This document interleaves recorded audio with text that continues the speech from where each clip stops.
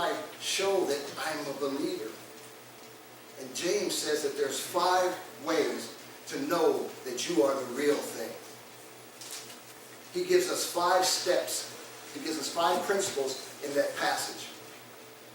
And number 1 in your notes is real faith is more than an empty confession. Real faith is more than an empty confession. Real faith is not just something you say, something that you talk about. What James say in verse 14, he said, what good is it, my brothers, if a man claims to have faith but has no deeds? Can such faith save him or benefit him? You see, it doesn't say that he actually has faith. He just claims to have it. He talks about it. He knows all the right words to say and phrases. You see, there are a lot of people who claim to be Christians. The Gallup survey says that there's 50 million Americans that say, I'm born again. But there's nothing in their lifestyle to suggest that they are Christians.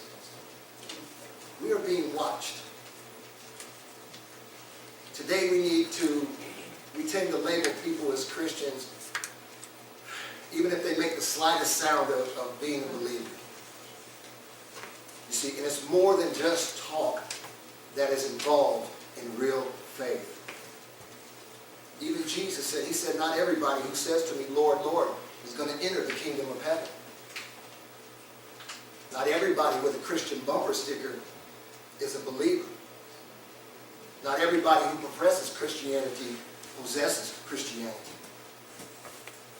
You see, can such faith save him? James says, can such faith save him? What value is this kind of faith? It's nothing. It's talk. Talk is cheap. Martin Luther King's birthday was just, last Monday.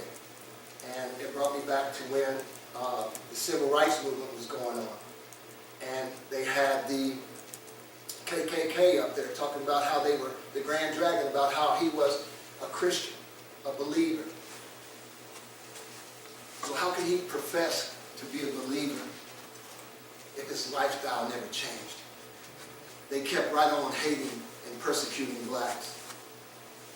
Larry Flint, the publisher of the Hustler magazine, he said that he was a born-again Christian. But you never saw any change in his life because he kept right on printing pornographic material. No difference, no change. You see, real saving faith produces a change in a person's life.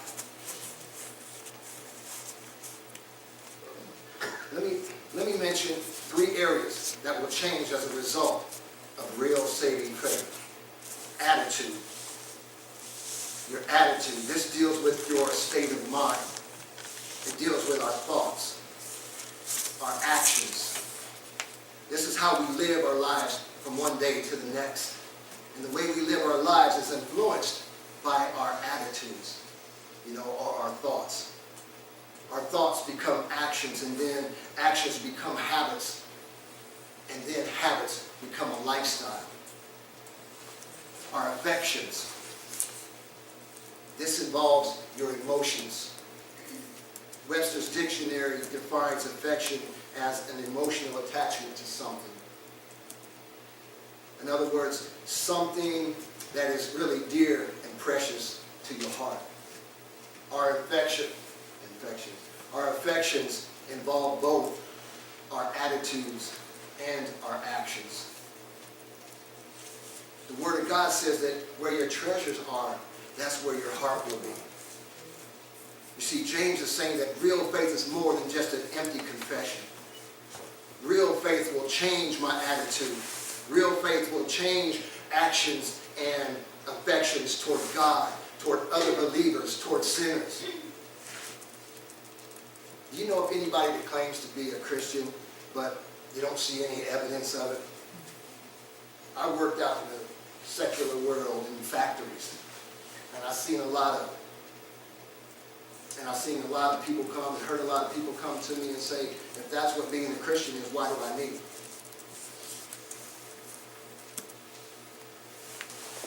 That's a phony faith. Real faith is more